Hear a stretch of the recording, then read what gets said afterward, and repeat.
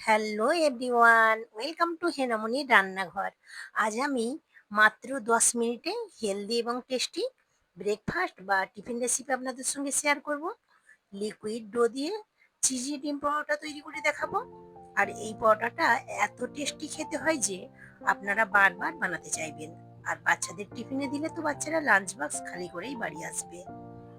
আশা করছি আমার এই রেসিপিটি আপনাদের ভালো লাগবে। ভালো লাগলে ভিডিওতে একটি লাইক দিয়ে আমার পাশে থাকার জন্য আমার চ্যানেলটিকে অবশ্যই সাবস্ক্রাইব করে নেবেন। আসুন তাহলে দেখে নিই আমি কিভাবে তৈরি করছি।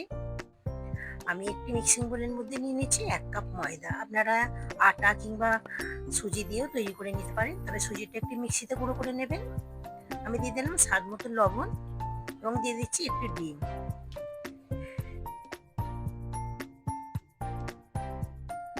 এখন একটি হুইস্কের সাহায্যে একটু মিশিয়ে নেব। আর এখানে অল্প অল্প জল দিয়ে একটি লিকুইড ডো তৈরি করে নেব। আমি এখানে 1 কাপ জল নিয়েছি, অল্প অল্প দিয়ে খুব ভালো করে মিশিয়ে নিচ্ছি। পুরো জলটা দিয়ে আমি খুব ভালো করে মিশিয়ে নিয়েছি।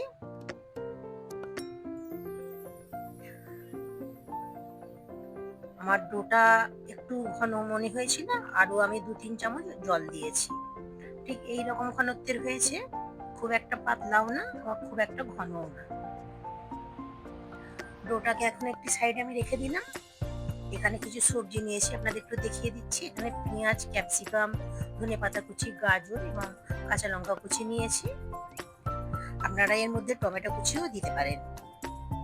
আমি এখানে 4টে ডিম নিয়েছি। এখন সমস্ত সবজিগুলোকে আমি এই ডিমের মধ্যে দিয়ে দিচ্ছি।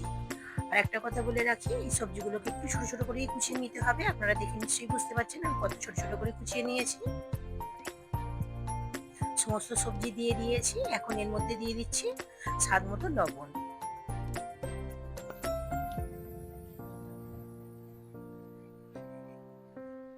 এখন একটু মিশিয়ে নিচ্ছি এবং এর মধ্যে দিয়ে দেব 1/2 চামচের একটু কম গোলমরিচ গুঁড়ো। এখন সবজি এবং ডিম খুব ভালো করে সুন্দর করে মিশিয়ে নিতে হবে। খুব সুন্দর করে মিশিয়ে নিয়েছি। এখানে গ্যাসের ফ্লেম অন করে একটি ফ্রাই প্যান বসিয়ে দিয়েছি। এখন ফ্রাই প্যানটা খুব ভালো করে গরম করে নিয়েছি এবং ব্যাটারটাকে আরো একটু ভালো করে মিশিয়ে নিয়ে ব্যাটার থেকে 1 হাতা মতো ব্যাটার আমি দিয়ে এইভাবে একটু ঘুরে ঘুরে গোল করে নিচ্ছি।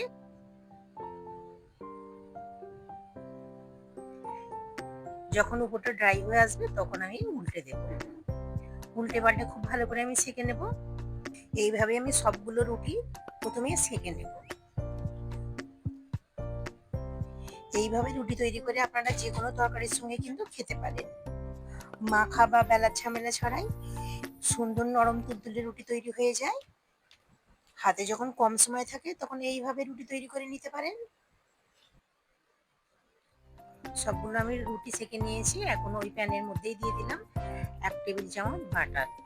এখানে তেলও দিতে পারেন। এখন 1.5 হাতা মতো ডিমের গোলাটা আমি এর মধ্যে দিয়ে দিচ্ছি।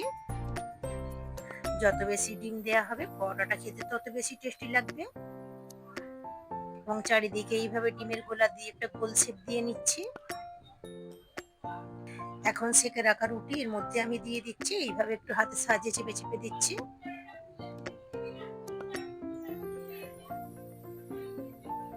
এখন আমি উল্টে দেব। একটু সাবধানেই উল্টে দিতে হবে।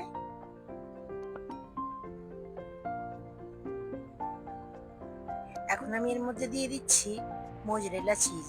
যেহেতু বাচ্চাদের ফেভারিট আমি একটু বেশি করেই দিচ্ছি। আপনারা আপনাদের পছন্দ মতো চিজ দিয়ে নেবেন। এখন আমি ফোল্ড করে দেব। এইভাবে আমি ফোল্ড করে দিয়েছি। এখন উল্টো পাল্টে একটু লাল লাল করে ভেজে নেব।